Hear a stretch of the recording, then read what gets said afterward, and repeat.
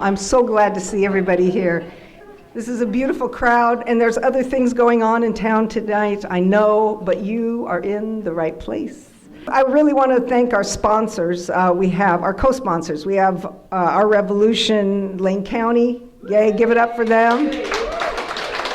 And those folks are actually bringing a film to this same locale on March 24th. It's called Big Money Agenda, Profits or Healthcare. That's Sunday, March 24th, so put that in your calendar. Yes, 7 p.m. And there are little handbills on the table, so you could take one home. We have the Freedom from Aerial Herbicide Alliance, Go Team, trying to ban aerial herbicide spray in Lane County. We're not going away. Our community, Our Rights, that's the sister organization that says we have the right to ban aerial herbicide spraying. And then there's the Oregon Community Rights Network, and that's kind of our organizing, I don't want to call them overlord, but the umbrella organization that works with all of our community rights chapters. And then CELDEF, which is the big mama of the movement, that's where it all started. CELDEF, the Community Environmental Legal Defense Fund, and they have helped to support our work here in Lane County, and also they're co-sponsoring this event. Yay! And I'm Michelle with Community Rights Lane County. This is your homegrown organization right here. We're looking, yay! So we're looking, of course, to grow and have more people be involved in our work. Please check out our table back there. We have really great books to read that will tell you about the community rights movement. We have bumper stickers and t-shirts. You can get one of these great t-shirts. We have pins that say challenge corporate power. Yeah. So please consider the table, go back to the table, and also you can find out the status of the local work, because I don't really want to talk about that tonight. That's not why we're here, but it is why you're here after the presentation. I'm also going to pass around the donation yogurt container. Yeah. Feel free, please help us. This event did cost a bit of money to put on, fully worth it, and we really appreciate your assistance. And also the sign-up sheet, is that moving around? Does somebody have the sign-up sheet? Great. Katie, you want to pass it around the crew here? Sign up. We send out updates, email updates, not you won't be inundated, but they're important, they're good to get, so please sign up. Community Rights Lane County is part of an international rights of nature movement, and it includes Ecuador, Bolivia, Nepal, India, New Zealand, Sweden, England and Wales, Colombia, the Ho-Chunk Nation of Wisconsin, Mexico, the Ponca Nation of Oklahoma, Brazil, and the White Earth Band of the Chippewa Nation of Minnesota. Rights of nature is growing, and it used to be in the early days of our organization, which was 2012, we didn't really talk about rights of nature because we thought people weren't ready for it. And now it's really on the lips of many people. It's not a strange concept anymore. More and more people are feeling comfortable talking about rights of nature. And so we're building a movement that actually establishes legalized rights for nature so that an ecosystem would really have standing in a court of law. We believe that our Mother Earth and all her creatures need to be advocated for. And that's, if they can't speak, we have to speak for them. So this is the time, and you're in the right place. And we've invited Frank to speak here because he comes from a traditional ecological knowledge base, and we have a lot to learn. Community Rights Lane County understands that nature's rights must be legally recognized and protected by law. The perception of nature as property denies nature's inalienable right to exist, persist, and flourish. Since laws protect corporations to create environmental devastation, we work to recognize in law the right of nature to be healthy. Spain, Portugal, Greece, France, and Finland have expanded legal rights to recognize a human right to a healthy environment.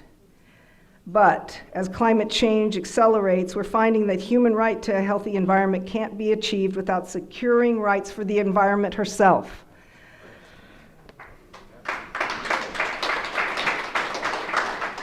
So we ask this question as community rights activists: why do corporations have more power and privilege to create harm in our communities than we have to protect ourselves from those harms? And the reality is because they have been really savvy and they've made it legal. They are protected, they're legally protected. When you say, I don't want spraying to occur in my forest, the reality is that spraying is legal. So we consider that an unjust law, and we are challenging it with a just law, and that is to ban spray in our forests and move on. You know, we have to protect ourselves. And yes, this is civil disobedience. It's actually civil disobedience through lawmaking. So yeah, we're looking to have you join us. And you know, we do this work because we care about our Mother Earth and we care about each other. So we need to think about the generations that are coming after us and what it is that we're responsible for. They deserve a future brighter than what the government is thinking we should leave them. So that's up to us. We don't live in a democracy, and if we want to live in a democracy, we have to create it. So that's us here. It's beautiful to have you all here. I am going to introduce our honored guest here. Frank Bibeau is a member of the Minnesota Chippewa tribe, the Pillager Band, enrolled at White Earth and living on Leech Lake Reservation in Ball Club, Minnesota, with his sweet wife, Vicki, for more than 30 years. Yay. Lucky guy, for sure. Frank graduated from Bemidji State University with a bachelor's in political science and a law degree from William Mitchell in 2000. Frank has worked as a tribal attorney for Leech Lake Reservation, the Anishinaabe Legal Services, and private practice in a variety of tribal and state courts. He works extensively with Chippewa treaty rights, civil rights, and sovereignty on and off the reservation. Frank was recognized by Minnesota Lawyer in February 2015 for his legal work with treaty rights fishing case Operation Squarehook. In July of 2015, Frank was recognized by the National Legal Services Corporation for his extraordinary commitment to providing equal access to justice through pro bono work with Anishinaabe Legal Services. That's big.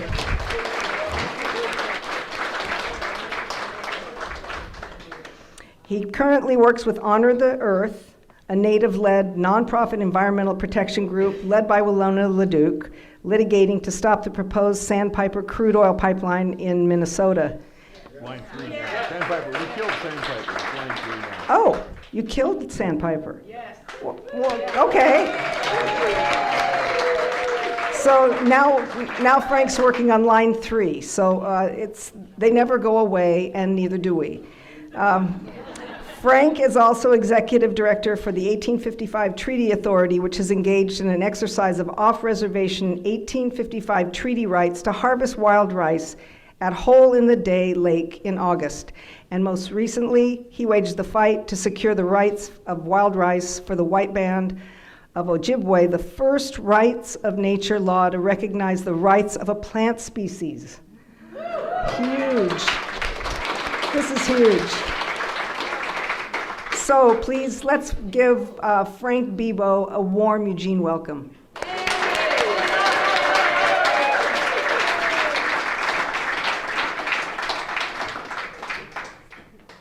I'm here for Rights of Nature because that's what everybody else is really looking at, the global piece of this. I'm looking at a smaller piece for other reasons, and it'll become obvious along the way. I do a lot of treaty rights work. There's a lot of parallels, I think, to Oregon, but I don't know all of the tribes in Oregon or in Washington. When I was looking at the EPA Region 10 meeting that they had in Portland earlier this week, it said they have 271 tribes they're serving in Oregon, Washington, Alaska, and Idaho. We got basically 2 tribes in Minnesota, so it's a little easier in that regard. So I don't know the parts out here, but there's a lot of parallels, and you'll see that. And if there's questions along the way, that's okay. That's all good stuff. All right, so we'll start with, I put a couple pieces together last night just to try to focus on rights of nature at the same time. Climate change is really what we're all battling. We can call it a lot of other things, but climate change is really what it comes down to. And last Sunday on 60 Minutes, I was watching your lawyer here, Julia Olson, talking about the Juliana versus the United States case there. The thing that stuck out in my mind when she was talking was that she had been preparing for 8 years, and I thought, just 8. She's smart, she's quick. Yeah. I mean, it takes a lot of thought, it takes a lot of preparation, and being a lawyer doesn't teach you those things. It helps you understand those things. Good or bad, I was also a bureaucrat for the state for about 15 years. But being a bureaucrat teaches you things about how the state looks at what it's doing. And one of the things that you learn, I was also a delinquent tax collector when I was going to law school, and it was just for unemployment tax. But what you learn when people want to appeal is you want to have your documents in the file folder. Because if you just appeal and you go to see what they got their stuff. So you got to fill the file. That's what the real job is, to have the counterbalance in those circumstances. And that's what I create. Okay, let's go to the next one. Toledo, Ohio. Yes.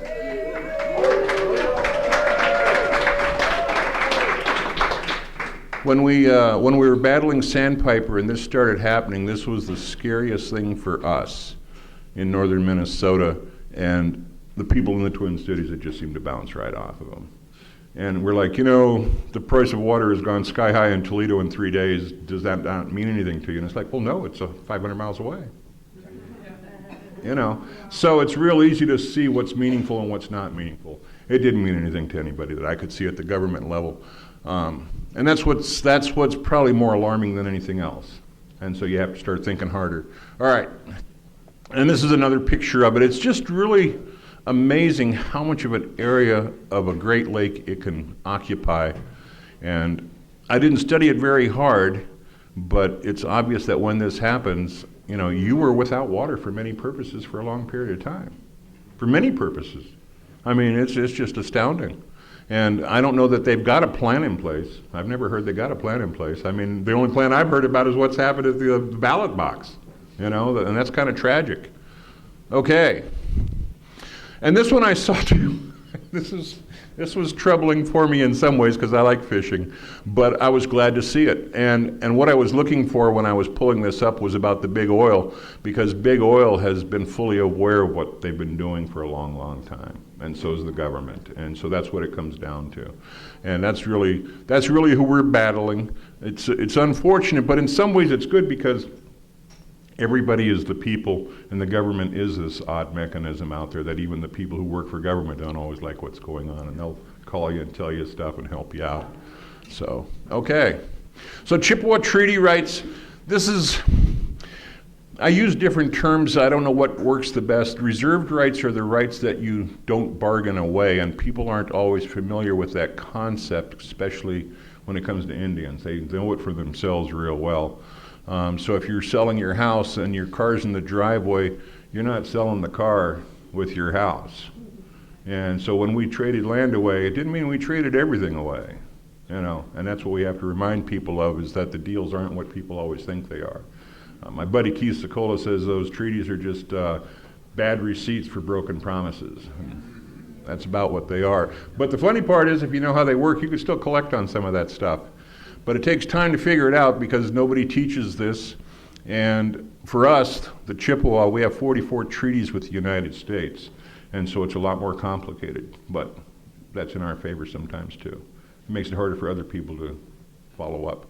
Okay, so in the beginning, we started on the East Coast at the St. Lawrence Seaway, and basically we were guided through the Great Lakes to Minnesota and other places in the area where the wild rice grows on the water. So if I had my pointer, you'd see that long, treacherous going through of all those Great Lakes, and that was the journey that we took over a long period of time to get to what is now Wisconsin and Minnesota, a lot of Ontario and Canada. Technically, the Ojibwa were about 800 miles across and 1,000 miles north and south. And in northern Minnesota, we are called the Southern Ojibwa because so many Ojibwa are in Canada. So borders mislead your thinking a lot of times, and so you can't look at boundaries all the time for everything, but you need to know about them. Next. This is part of the migration story. I like this picture because it's a way of showing how we all traveled together and that we're all linked together. And that's really where everything starts. Okay, so the Louisiana Purchase, for those of you who remember that from school, that was like 1803, 1804. And so in reality, where we live up in northern Minnesota, and you can see where Lake Superior comes in and Lake Michigan, part of our territory was within the realm of the United States at the time, which wasn't exactly the United States at the time, and then part of it was still the French until they had purchased that territory. Where the very top of that curves, that's the Mississippi River, if you remember how the land deal went. And so they bought the west of the Mississippi from the French. The very top, that's the Mississippi River, this whole right edge. And at the top, you can see where it starts in northern Minnesota and comes across and down. And I'll talk about that again in a little bit, but I just wanted you to kind of see that on a continental basis. Okay. So in northern Minnesota, to me, it's the top of the world for a number of reasons. It's hard to believe, but 3 of the 4 North American watersheds meet in Minnesota. There's actually a meeting stone put by some other people before Columbus. Up. I'm sorry. And so,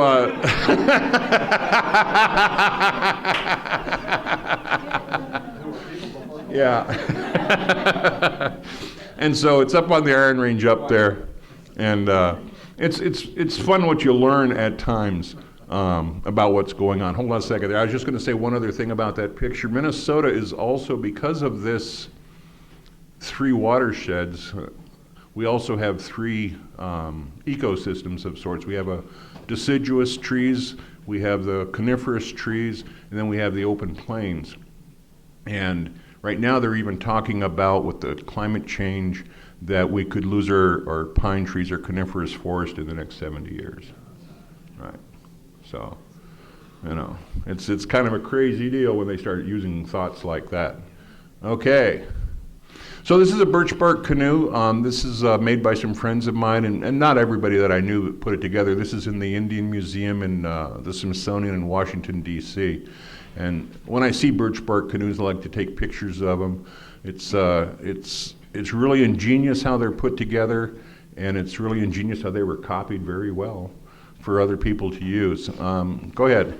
And this is one that was given to my wife and I. This is an old birch bark canoe. The owner, she wasn't sure what to do with it anymore and just figured I'd find the right place for it. The piece that I like to show about this is it's made from one single piece of birch bark.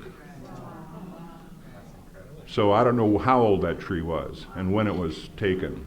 Right. I've never seen another one like that. So it could be a 100-year-old canoe. I don't know. Yeah.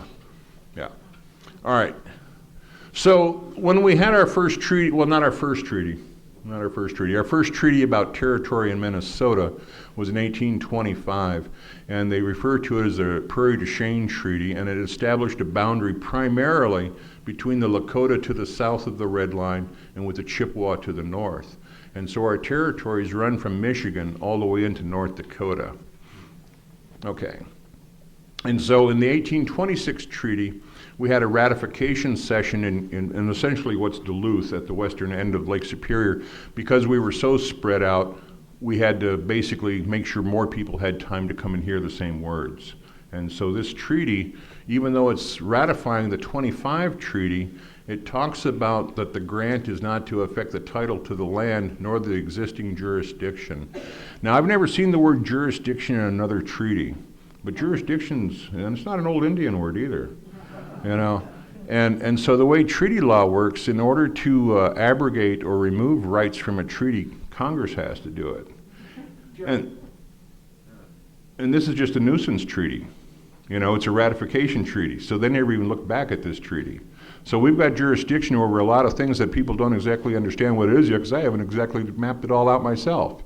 But we'll talk about it as we go, but you'll see that what people think are rights and what they have aren't always the same. So, okay. I try to avoid words. So Minnesota, this is all the little land cessions. It's not all of them, but many of the little land cessions that occurred over about a 20 or 30 year period primarily. And when you think about all these little pieces making up what is now the shape of Minnesota, you start looking at this nationwide and you start to wonder, how did you get states out of those shapes, So, but it's our spot is the big white spot in the middle of the 1855. You can see some little spots in between. I'll be talking about those because those are very interesting key spots that I'm using right now. Okay. So Rights of Manoomin. This is friends of mine. This is Todd and his father, Leonard. They're out at Hole in the Day. This was August of 2015. We were out essentially doing a protest by the highway on 371 in our large tourism area. And it scares people, it alarms people, and we have a little fun with it. But we were out protesting that day. We'll show some other pictures because we're trying to be peaceful also, We understand civil disobedience. We understand criminal conduct and going to jail, in a disproportionate fashion. So we have to be more careful about what we do. Next. So this is a little continuity, a series of pictures of kind of how things have moved along. This is a fairly common picture in the Historical Society and also in the National Archives of one person standing in the back and the other person sitting in the front knocking rice. That's how I see it most of the time, but there's every variation. Sometimes the knocker sits facing the poller, sometimes the poller's in the front, sometimes, it's just what people are familiar with and how they like to go about it. So. But they're all out getting rice the same way. Go ahead. So this is what it would look like from the front of the canoe. You don't even really see the knocker's head, but the canoe is going through and the rice is being laid over. You can go to the next one. So you see where the knockers come in. You basically, you're laying over the grains with one stick, and then you can tap them while they're over the canoe, so most of the rice goes into the canoe. And I say most of the rice because the plant is designed so that it spreads rice when you're harvesting rice. So we actually are doing much more to help out by going out and harvesting. Okay, and that's kind of what rice looks like. You can see the different colors. There's usually about 100 to 120 kernels at the head of the staff. It's an aquatic grain, so it's like wheat with that kind of a head. I was reading one of the articles recently about Rights of Manoomin, and occasionally you learn things, and they said that wild rice is the only native grain to North America. The only one. Yeah. Yeah. Yeah. Okay. So this was probably around 1950, I'm guessing. I was at the archives and taking different pictures. This would be a wigwam. You can see where you've got these giant sheets of birch bark, which are like big shingles or big plastic. And if you keep them stored right, you can just make your lean-to pretty darn quick, And you can see where this, this is like I said, probably around the 30s or 40s looking at the attire, but they're still out and they're still gathering because it's still part of our life and our culture. Okay, so this was a couple of years ago. It's not really much different. We go out in canoes and go out in pairs and get to the shore. And so these were some folks at White Oak. I was buying their rice 2 years ago at this landing. It was 7 miles from home. It's always nice. So, okay. So again, these are some of those older pictures. So here you see where the rice that's been harvested has been laid out, and basically if you can use the sun and evaporation to dehydrate the grain, even 10-20%, you're going to save a lot on other work and firewood and things like that. Okay. And here she is again. She's finishing her rice in what we see as a wash tub nowadays. I've talked to people who've been in prison and things, and they teach finishing wild rice in barrels and different things. If you know what you're doing, you're just dehydrating things. But the real trick is to have it warm enough or hot enough and to keep it moving so it isn't burning. Oh yeah, there's a fire underneath there. You bet. Yeah, so it's a real trick, and you have to listen to it. It's like popcorn when it's getting too hot. Sometimes you got to pull it right off the fire. I mean, we have a more mechanized version now. So you're drying it, not cooking it. Right, just dehydrating it for storage. Okay, so this would be the same operation. Yeah, it's Tim in the middle there, and my buddy Ralph. I'm in the back, but you can't hardly see me standing there, but this is one of my first lessons with Tim's kettle, and his backyard was butted up against my grandfather's backyard, and that's where he learned a lot of his rice finishing and stuff. Okay, and this is a different way you can see the kettle. This is a really nice kettle, and you know, you get the heat going in there, and it holds the heat. It's probably a ½ inch thick, maybe more, and so it's a lot easier to work with. That tub that woman was working with, that's pretty thin. You can get hot pretty quick, and you know, there's some, I realize it can work, but I'm not that tricky yet. She looked like she had a lot of skill, so she's done it before. Okay, so going back to the 40s and things, you know, things started to change for us from how we were doing things naturally to where people were starting to figure out how to mechanize things, and this would be a thrasher. This would replace the person who would put the rice into a pit, maybe lined with a skin or a hide, and then would jig the rice so that it would collide against each other and wear the outside chaff off of the hull. And by putting it into this and just spinning it around, it essentially does the same kind of a thing. Much faster, less work. Okay. You do that after you dehydrate it? Yep, to get the papery part off. This would be that same thrasher on the right side. You can see where it's built to be closed up. And then in the back, you can see on the left side, that would be a fanning mill. And that's what you would do to try to get the dust off from the little holes that came up. There's always dust. There's always rice dust. And so you're trying to fan it as much as you can. And so what this does is, the way rice camps used to be, you'd be in a rice camp for 6 weeks, you know, in the old days. By doing it this way, I've seen pictures where they fly people in. They fly canoes in. They fly this equipment in, and they just fly out the finished rice. You know, I mean, that's how valuable this stuff used to be. Okay, it's kind of there still, but it's a little shaky. So this is Tim's backyard, and that red building to the right is the same red building that was there in that other picture that I was in, or whatever, it was a black and white. And I'm trying to work this out with Boys and Girls Club, because young people need to do this. I like the wild rice, I like the smoked fish, but I don't like to do the work. I just want the products, right? And so I know that I can find the right people. I haven't found them yet. It might be a young couple with a couple of kids or something like that. But the fish probably is more of an income because it's year round, where wild rice is just that one time of the year. Okay. And again, this is just kids' curiosity. When kids see how to make food, they're really intrigued about this. And fire and toys, you know, mechanics. I mean, it's all entertaining stuff in the big world. Okay. So this was put together for the sandpiper, but it's still the same route. Normally, where that straight line comes across, it would go right down to where the red line ends at Duluth. And because the corridor is so thank you. Couldn't get that C word out. So congested, they want to drop down. This is what they wanted to do with Sandpiper when they were going to bring in the frack gas from North Dakota, but we were able to stop that. But we thought at the time it was a decoy path for Line 3 and for replacing other lines. So, and that's really what it is. So, but it's an interesting map to see how you can almost see where there's a line going through where the rice is gone. You know, and a line coming through. Now they want to go through our prime territory again. And they don't even know how to fix what they've done in some ways already. We've had a lot of problems in Minnesota. Right. Everything's disposable and you can move on. Problem is we can't. We are stuck. Right. Okay, next one. Okay, so this was that Operation Square Hook, and this helped me learn a few things or teach a few things both. The federal government, you know, they have a lot of money and a lot of things going on. They were trying what they call Operation Square Hook. Square hook being the squares on a net for gill netting fish. And people don't like us doing that, exercising our rights that way. And so these guys were also selling their fish because there are people who want to have a big fish on the wall that they never catch.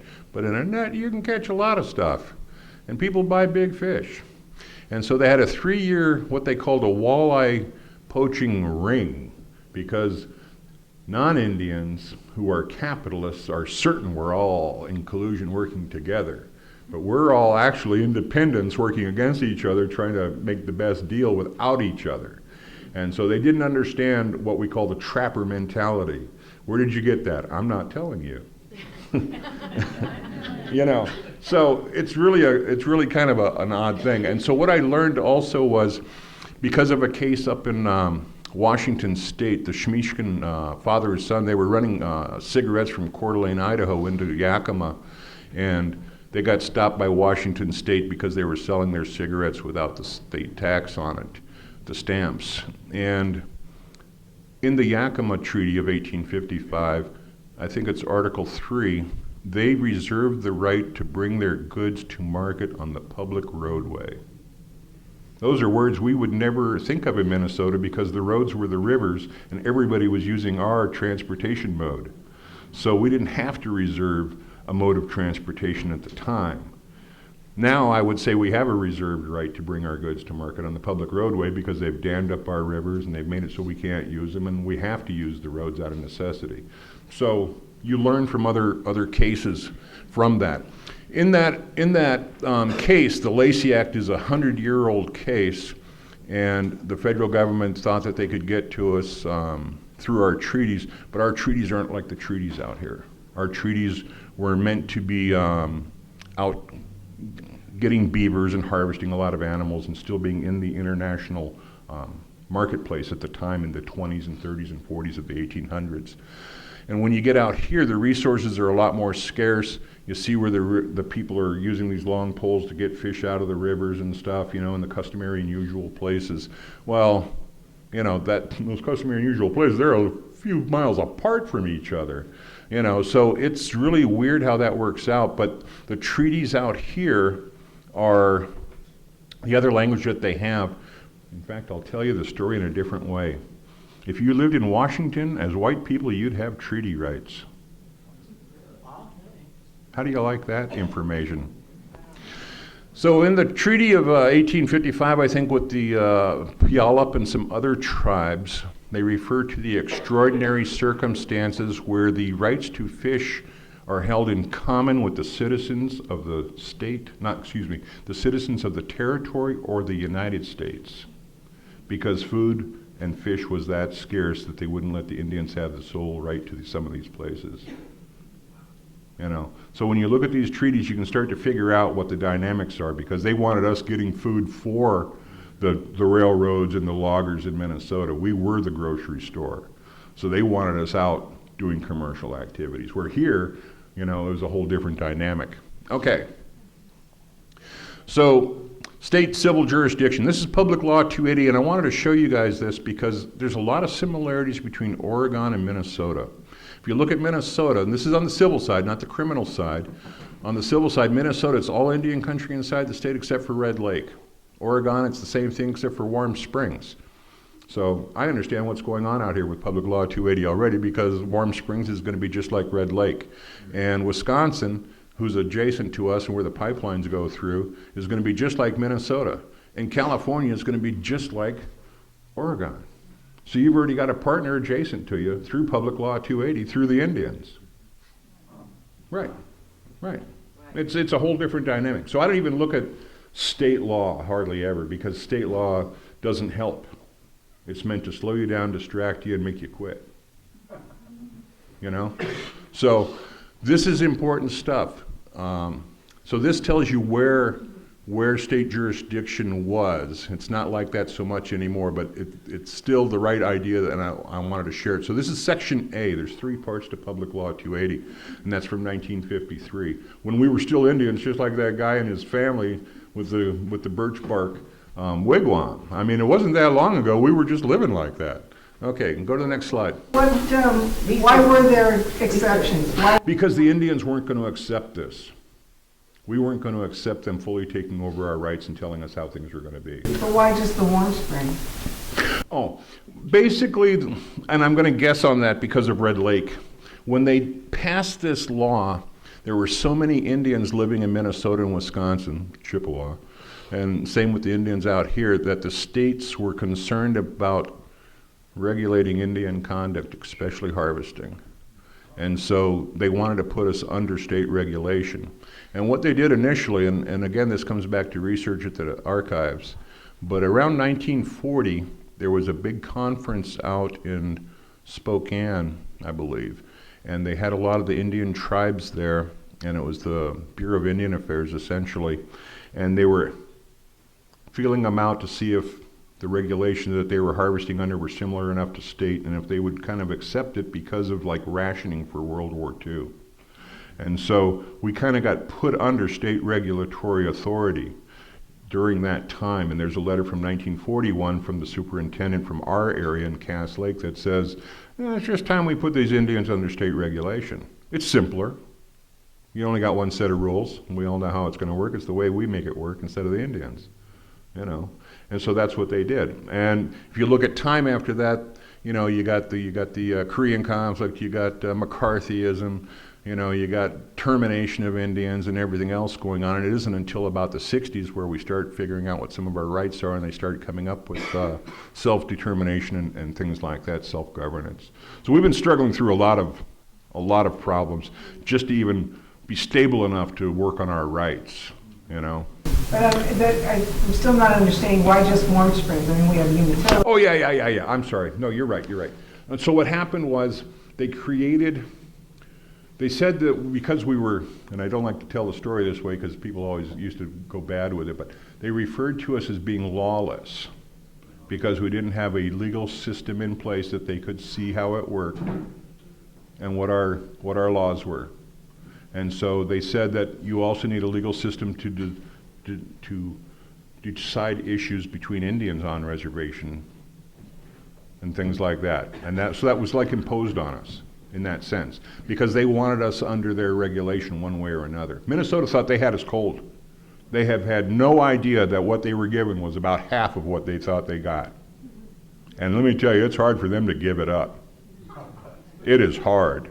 You know, one of the things that I figured out in law school that I tell people about, and it's bad and good, it's all in how you look at things, but with the concept of civil forfeiture, if you're familiar with that, you drink and drive too many times, they take your car, things like that. And so civil forfeiture, when you go to law school, it's what we refer to as a legal fiction, because it's really what it used to be the punishment for driving conduct, because it became considered excessive punishment under the Constitution. It's now a civil remedy for some people. And so what I figured out was if you only have limited civil jurisdiction, then how are you taking cars from Indians on the reservation? And nobody could tell me the answer. They told me I was wrong.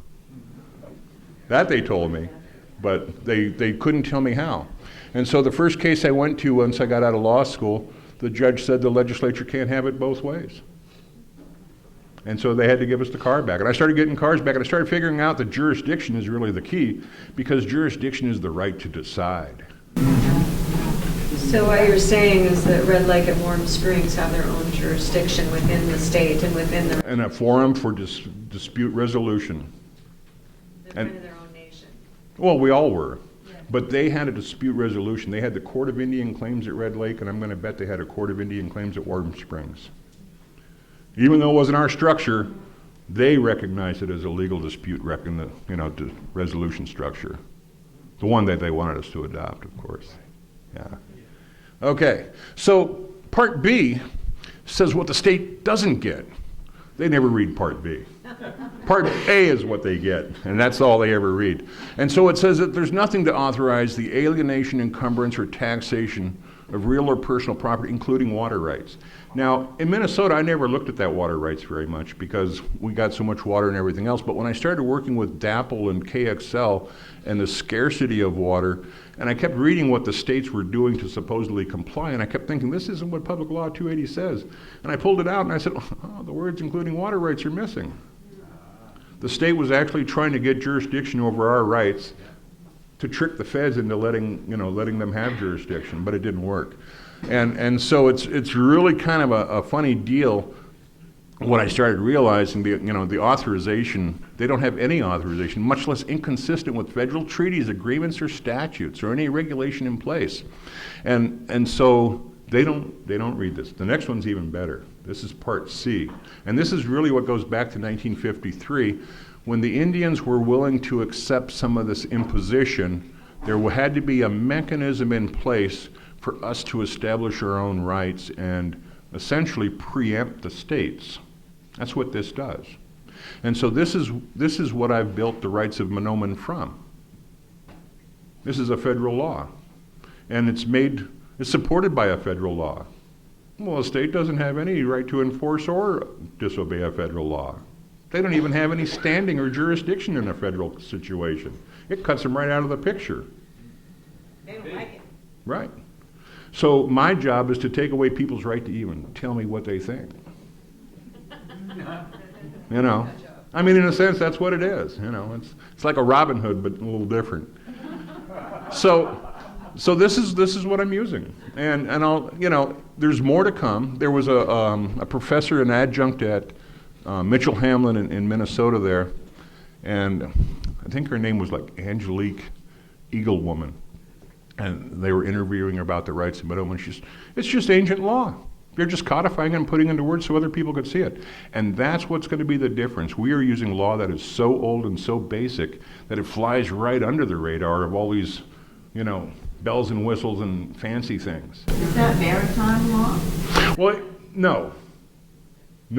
But it would be a concept like that because it's so unique that if you don't fit the circumstances, you can't apply it. And if you're not familiar with it, you don't know how to defend yourself.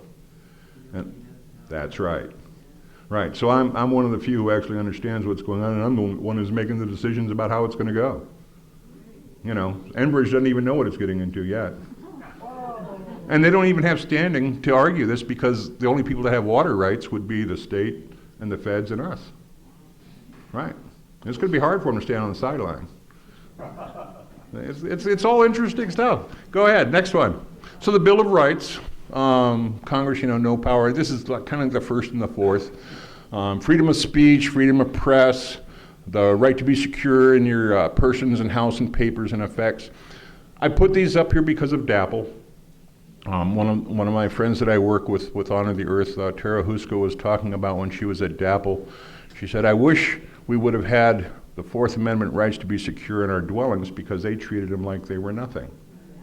You know, and so I'll explain how I'm protecting that also here in a moment. Excuse me, go to the next one.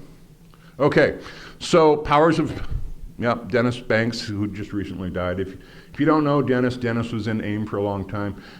Dennis is from Leech Lake, 20 miles over from where we are, you know. Clyde Belcourt and Vernon already passed on. They're enrolled at White Earth. A lot of the people that you hear about with names, they're right from where we are. We're fighters. We've been fighters for a long time. Okay, so this was our Hole in the Day protest. You can see my wife there in the middle. Dennis is actually just above her. There's all kinds of people out there. And we're at a landing in Nisswa, Minnesota, where the name of the lake is Hole in the Day, which is after one of the chiefs who signed the 1855 treaty. And the city of Nisswa has this big sign that says you're not allowed to use the lake, can't harvest rice, can't put boats on it and everything. And the thing that they don't understand is the city has no rights whatsoever. You know, and so I started letting them know that we're going to be coming down there for this protest, and I was emailing with like the city clerk, and I'm not getting any responses, you know, and they're like afraid. And so I used to work for MnDOT too, and so I know that you could do anything by the road if you let them know ahead of time and you fill out a permit.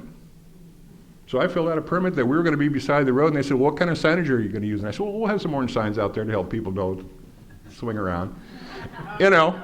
It doesn't matter what they say because all you need is an orange sign. You know, I mean, it's not the same as what they want you to believe. All right. So this goes back to the original fighter. This is Hole in the Day, the second, Bug Nagizik.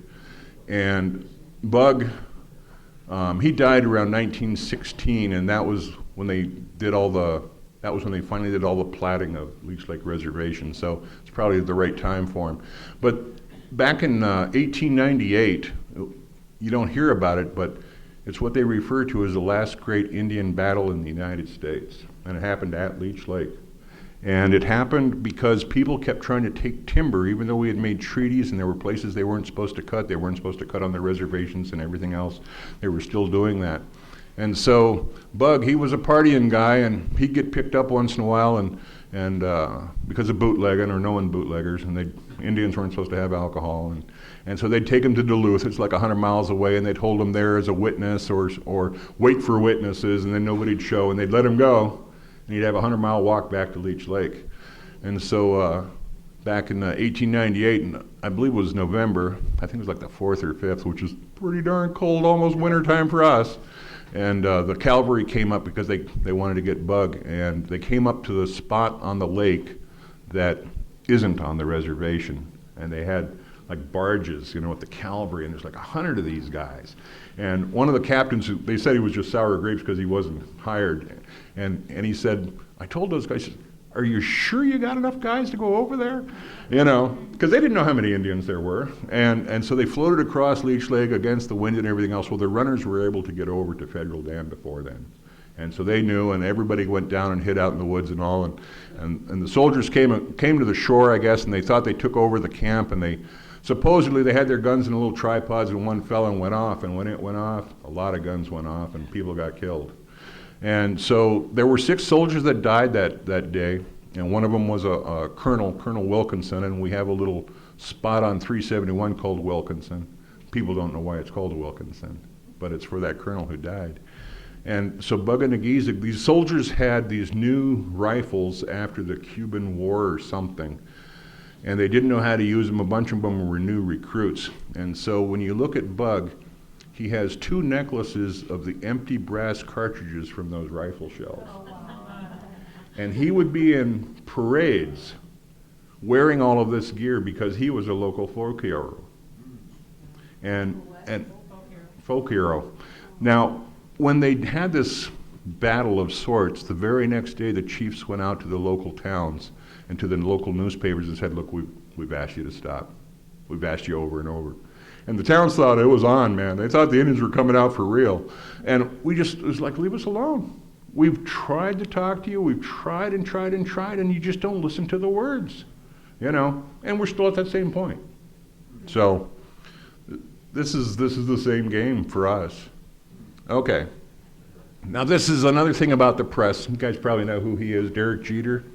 So they were in Minnesota for the playoffs in, I think, 2014, and somebody hung a banner, which is fun for people who are younger than me. I took credit for as long as I could, but nobody believed me. But when that happened, we were not prepared for the web traffic that came, and we were overpowered.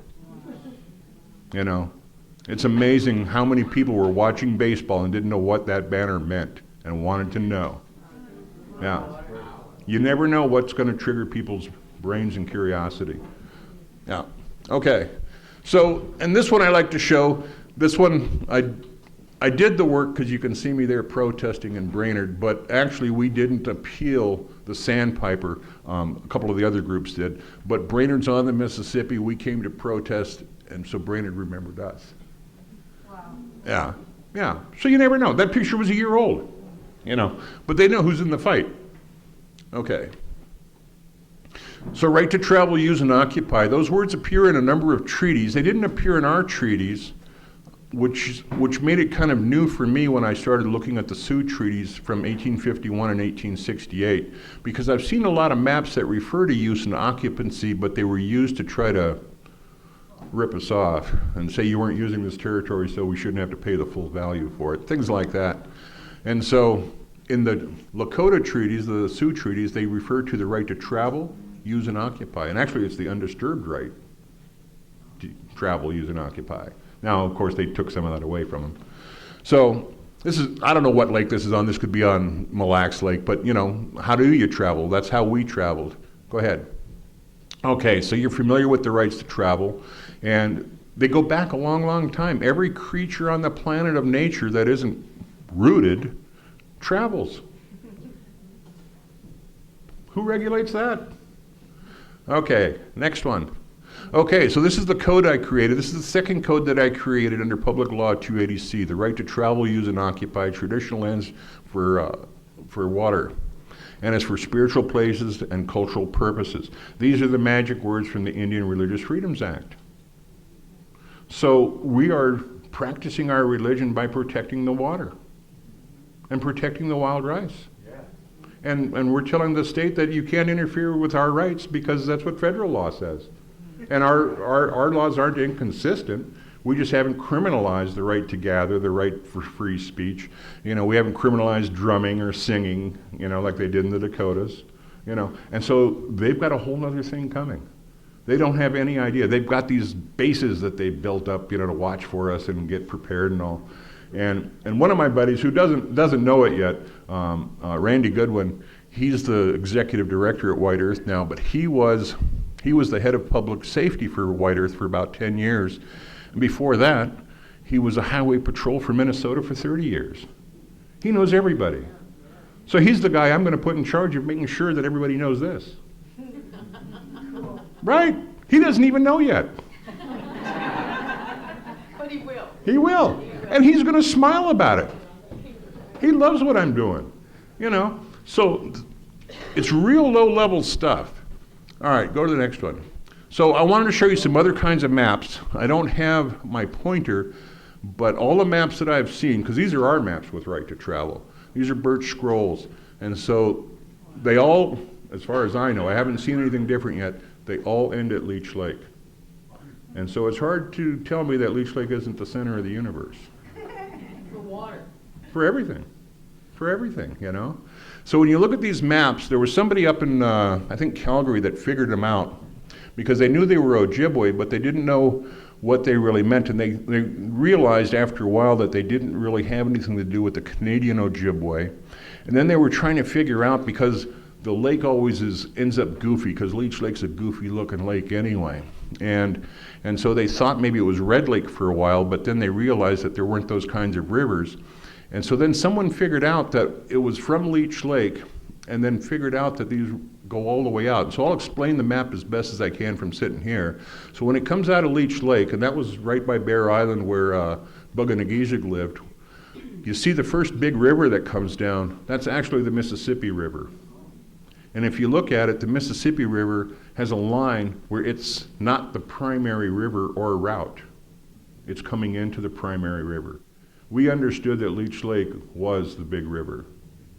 But white explorers who get paid to go out and find the source, that's too easy. Let's check the Mississippi. And so they went way back, way back.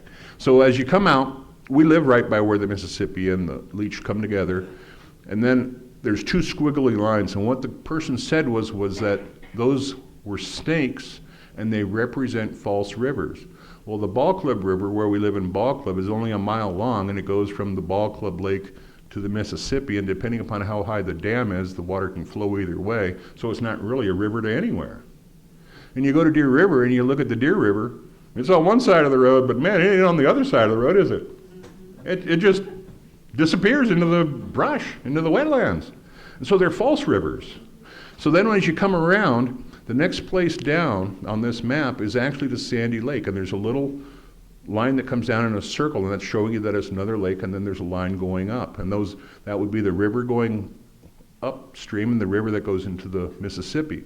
Well, where that river stops going up, that's a portage. It's the Savannah Portage.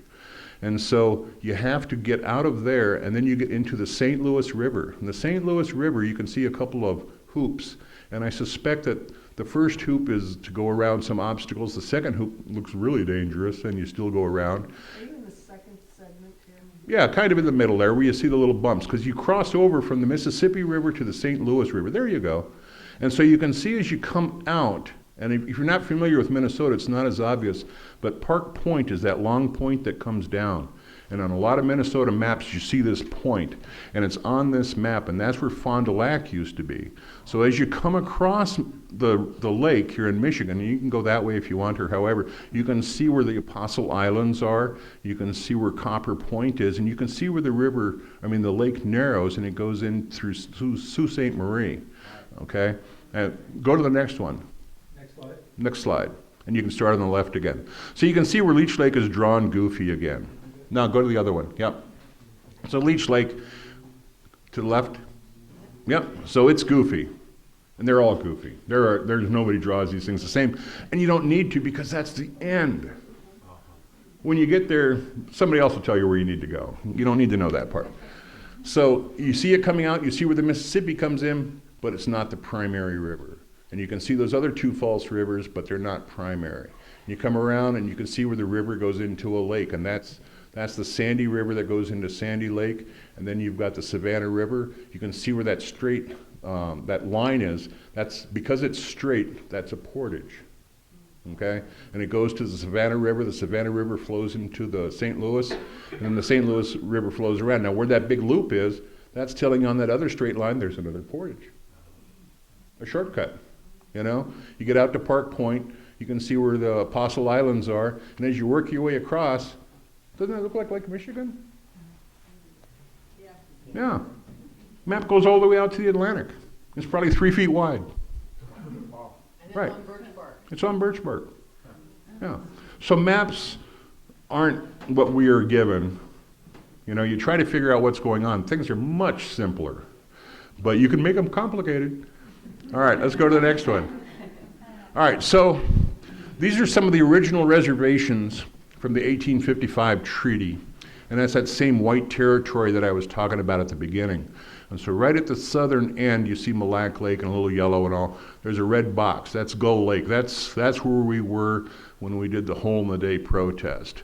The next reservation up is Rabbit Lake. It's on the Mississippi River. The next reservation up is Sandy Lake. We were just talking about that and the connection all the way out to the Atlantic Ocean.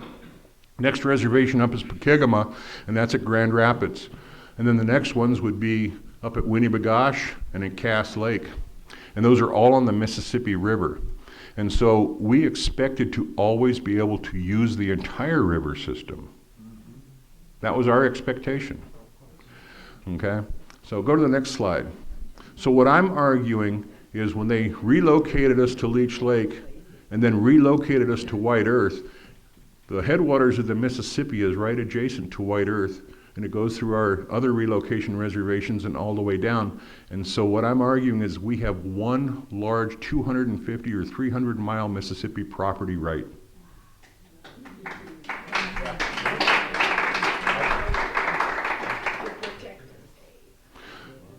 It's a complicated thing, but it's a lot of little tiny pieces that people aren't aware of, you know. And I'm not too worried about it because it's all old stuff, so it's not like, you know, I have to hide it. But it's really slick how water rights, you can define your water rights.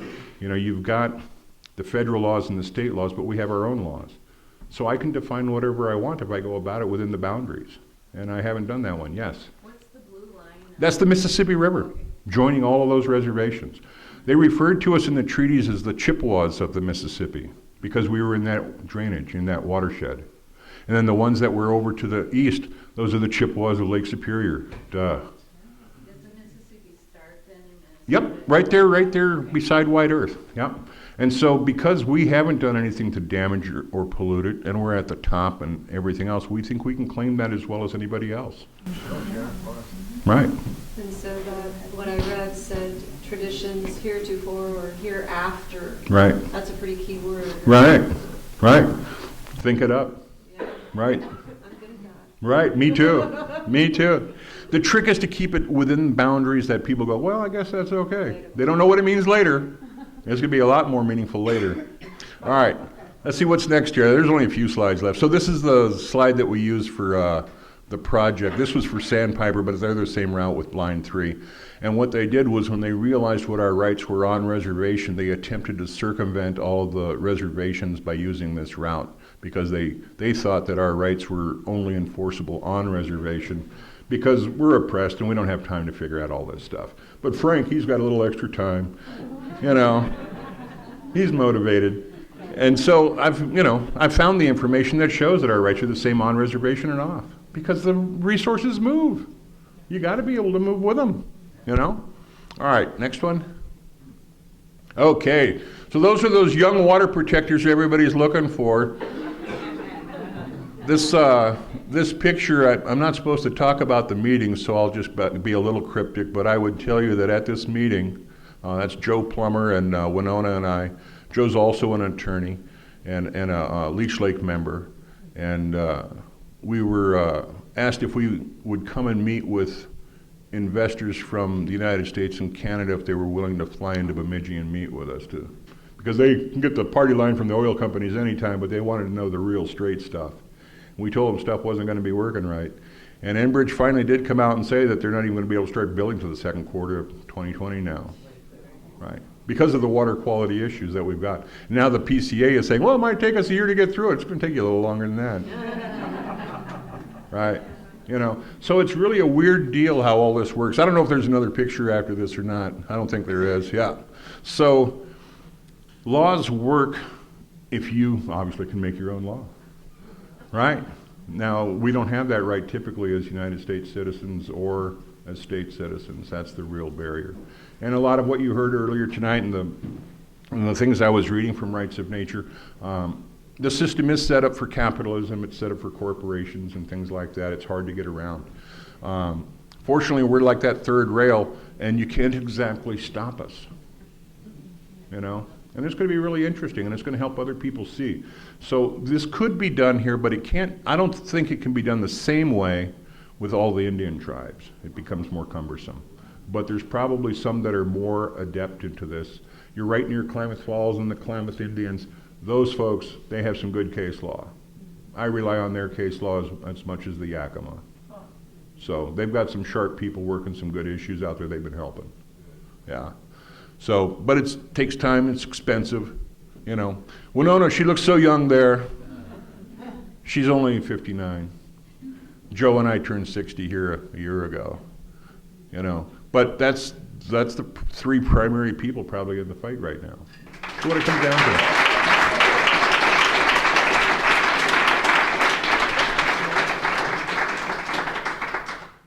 Public Law 280A says that Oregon is all Indian country? For the civil part. That means? Well, you got criminal laws and civil laws, and basically the simple way of saying it would be you can't go out and kill someone, everybody goes to jail for that usually. Regulatory law would be like a stop sign and we're supposed to stop, but if you go through, you might get a ticket. If you're the ambulance, you turn on your lights, it's not even a violation of law. So it's regulated conduct versus criminal conduct. That's barring everybody, it's prohibited for everybody. So I'm just wondering, we are having 5G cell antenna rolled out in the city. What? Hold on. I don't know those acronyms. 5G? It means 6 billion hertz to 100 billion hertz and millimeter waves. Okay, they're putting It's the new phone system. Okay. Mm-hmm. And they're putting it throughout our city every 500 feet. Wow. Okay? I do not know if nature will survive it. So do those Douglas fir and cedar trees and rhododendrons that were originally here, do they have rights? Rosebud is already doing rights with the air, and they're doing rights with signals, you know, radio and TV signals and things like that. They're setting up their regulatory system for that purpose. So that would be a good place to look at case law then? It would be a place to look at how they've set up a law to try to either assert their sovereignty or jurisdiction, either in parallel or in competition with the state or the federal government. Is that been tested in any way? Not that I'm aware of. And those guys would like me to help them figure that part out. Okay, so anyway, this is a major issue. Yep. 3G and 4G, 2G causes frontal lobe damage in mice.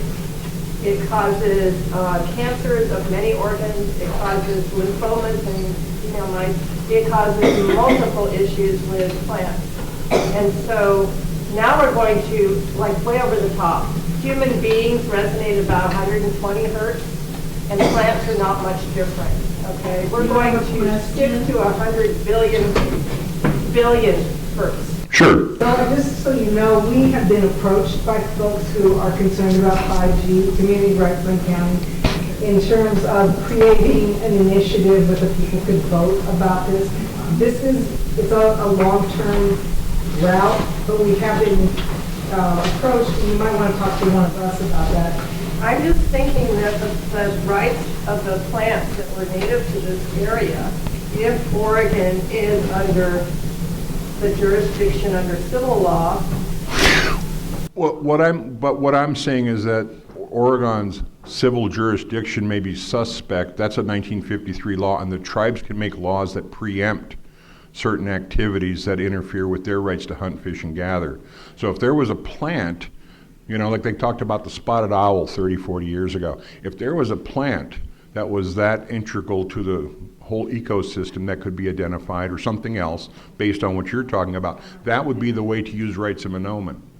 You know, I'm being approached by other Indian tribes who are trying to figure out what their key element is that's so unique that you can't say it's wrong.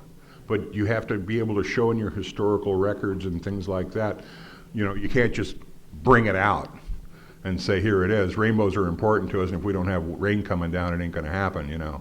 Are you approached by non-Indian people to do the same kind of thing? Not so much, because they don't understand what our rights are. They're confused about what our rights are. After you're fighting pipelines with us for about 3 or 4 years, then they all kind of look at us and go, you know, we think you're our only hope. And I said, that's what I told you at the beginning. You know, and it's, well, we have treaty rights. You guys don't really have anything but that one right I told you about in Washington, you know? And that's just a fish in the same place. But you got a treaty right in Washington. Go ahead. The First Nation in Canada, do they have better representation than the U.S.? In a way, I would say yes, because they had a lot less rights and a lot less rights recognized, and were being stepped on a lot more. And so somebody figured out how to get their same rights that we have up in Canada in the last decade. And that's not an easy process. So whatever gave way to that, some of it is exactly the people who are fighting that and making the arguments like I'm making. They're making unique arguments that change law. Good. When I was working for the Washington State Archives, kind of right in that place where the Patriot Act hadn't come into works and things were still a little analog compared to digital, and I was scanning the Yakima treaties and things, and just out of curiosity one time, went and did a little more research to see what was available on the internet. It was different than what was in the treaty. I'm just wondering how often, you know, because it's so hard to get an original document, but, you know, I have confidence that these documents often are, you know, added to and supplemented. Is it in getting to that simple language in that original document? It seems like you would have more of a bolstering for having more, or have you run into that much? In Indian law, we are dealing with a lot of things that are 200 years old. Yeah. And what you have to do is you have to be able to integrate all of those concepts. And then you have to be able to understand when the courts are jerking you around and making up shit to try to get their way. You know? It's not easy to figure out, because these people who are judges and stuff are smart people. They've all been ahead of us. The documents all exist. It's just a question of where you find them. They could have been abrogated, but that would be by Congress, and it would be an act of Congress, and you would be able to find it. And speaking of that, and this is how powerful treaties used to be, and I'm hoping to get there again, in the 1854 and 1855 treaties with the Chippewa. In 1854 and 1855 are the years that most of the treaties were ever made in the United States across the country. So there are more 1854-55 treaties than any others. And so in a sense, you got the same people writing them, and you can kind of see where they are and how they're looking at different rights and all. And so in our treaties, because Buggo was a partying guy, they said alcohol was prohibited throughout the 1855 territory and in the 1854 territory. Well, around 1914, they figured out that the white people with saloons in Bemidji were selling liquor against the supreme law of the land. And they shut down all of the saloons in Bemidji and throughout the 1855 ceded territory. Now let me tell you, those non-Indians weren't happy about that, you know? So then you had Prohibition come along. Prohibition came along, then you had the repeal of Prohibition, I think in 1933. They had to go and abrogate that part of our treaties after the repeal of Prohibition. They went and abrogated our, I believe it's the 7th article, and it says something to the effect that the 1855 and 1854 ceded territories are not considered Indian countries anymore for purposes of alcohol or something like that. And so what that tells you is that it's Indian country for every other purpose. Right. And that's what you start learning, is you start realizing what they're saying and what they're not saying, and when they're saying half of what they're talking about. And in that same decision, and it's from the Supreme Court, but it's in 1914, you know, it's 100 years old. It says that it's apparent that the Indians were anticipated to hunt and roam wherever they wanted to.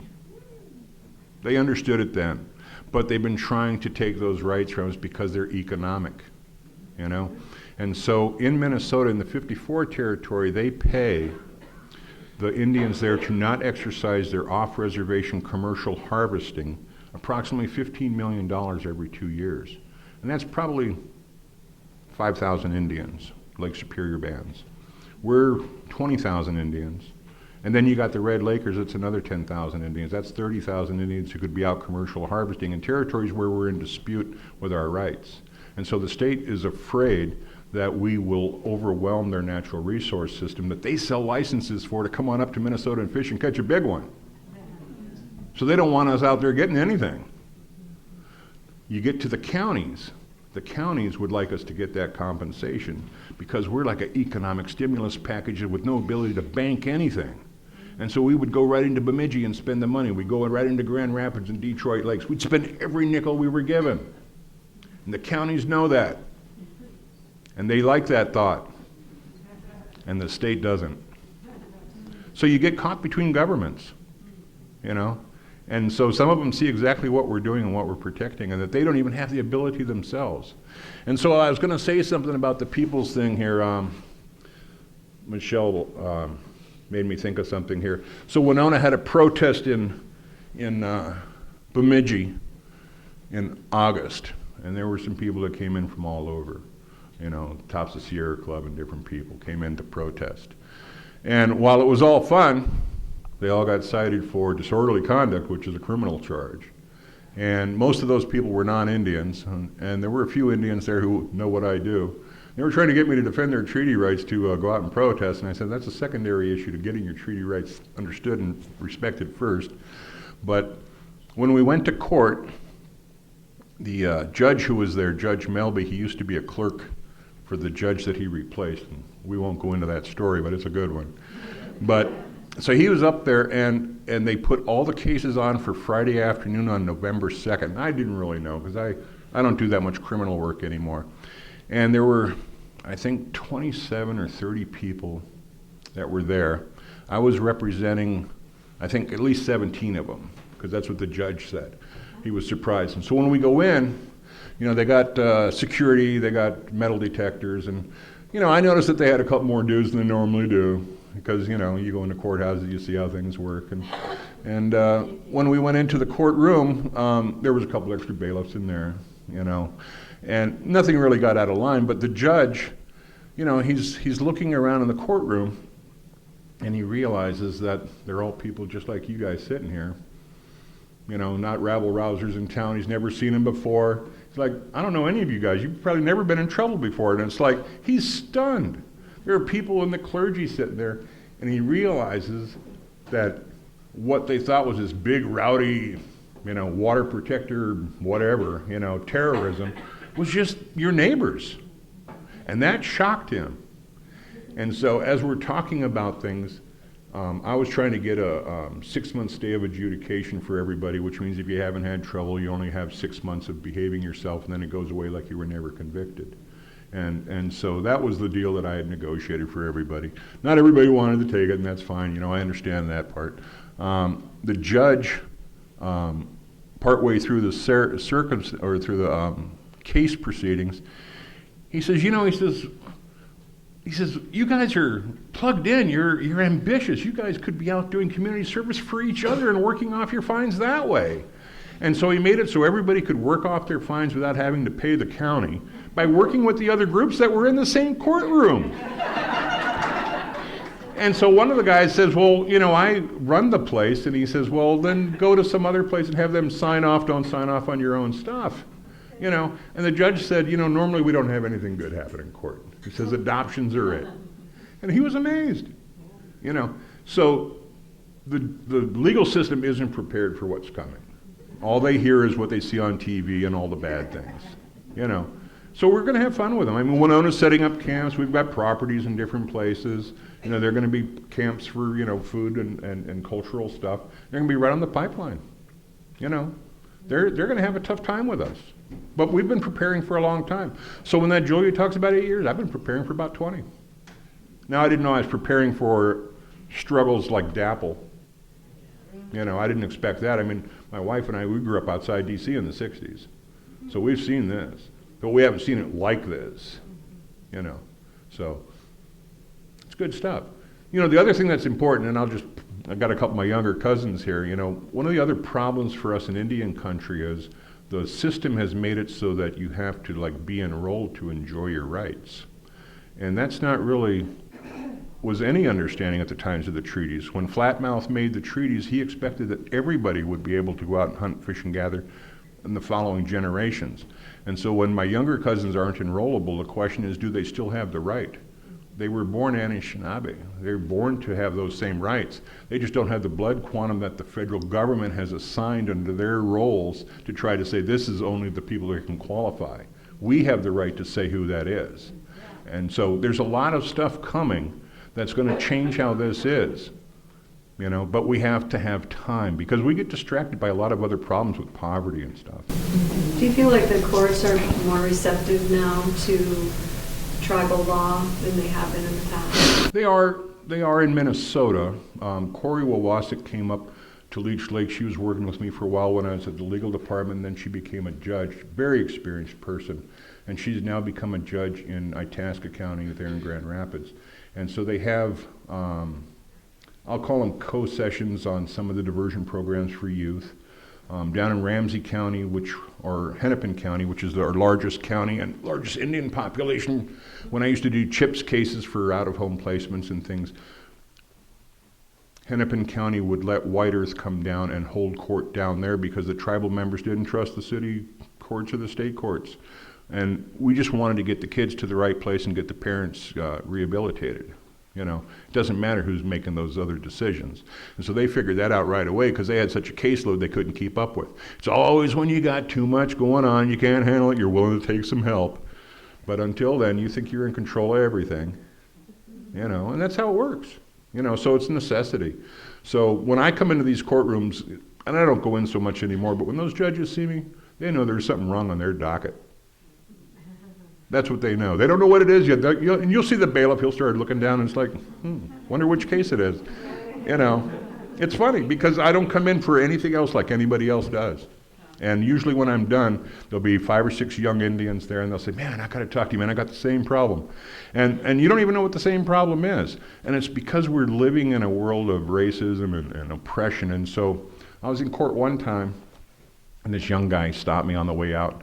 And he was telling me he had the same problem, you know. And I said, well, so what's your problem? And he says, I've got a ticket here for not a drop. And I said, well, what's that? And he says, well, that's where you can't have a drop of alcohol under 21 or they take your driver's license away until you're 21, which I'd never heard of because I was never 21 in Minnesota. And they didn't have that law then. And so I said, well, how'd they catch you doing that? And he said, well, they pulled me over. And I said, so you were driving? And he said, yeah. And I said, so do you have a driver's license? He said, no. I said, they give you a ticket for that? He says, no. And I said, did you have license plates? He said, yeah, but they were expired. And I said, so your registration expired too? I said, they gave you a ticket for that? He said, no. There were 4 things I didn't give him a ticket for because we have the code and the law for those tickets to come to our tribal court. Those police would have to show up at our tribal court and testify. And they don't want to waste their time. They wrote them up for the one thing they think they have jurisdiction for, the alcohol. And that's what they sent them there for. There was a county attorney at White Earth Reservation in Manoomin County. Boy, you never know who people are, I guess, growing up. And I didn't know her, But she was the daughter of the grocery store owner in the small town, and so she was special. She went to law school. And when I started coming over there on civil forfeiture issues and other things, and she started to understand that there was a lack of jurisdiction by them, she would not send those tickets to tribal court. She wouldn't spend the money for the stamps, for the envelopes, for her staff time to send those tickets to tribal court that involved Indians. And every one of those sheriff's deputies, they made sure those tickets got over there because they're worried about public safety. This is how twisted your legal system is.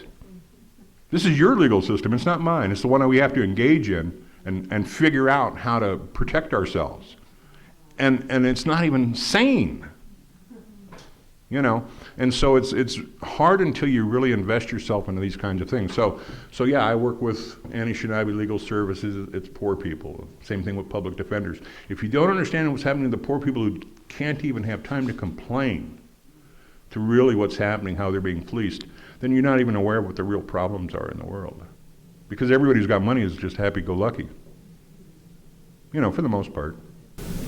So the reason we brought you here, you're non-Indians. We're working within the courts of Lane County, who get it wrong every time when it comes to us. They get it wrong. It's not that we're messing up, our courts are getting it wrong. But we brought you here because you're feisty. You know, you inspire us. It's not easy to get rights of the Manoomin, you know, where you are. That wasn't easy, even though you have a different court system and different tribal treaties to work with. But you persevere, and I mean, that's what we have to do. That's our job. We're inspired by you, and we won't go away until justice is done.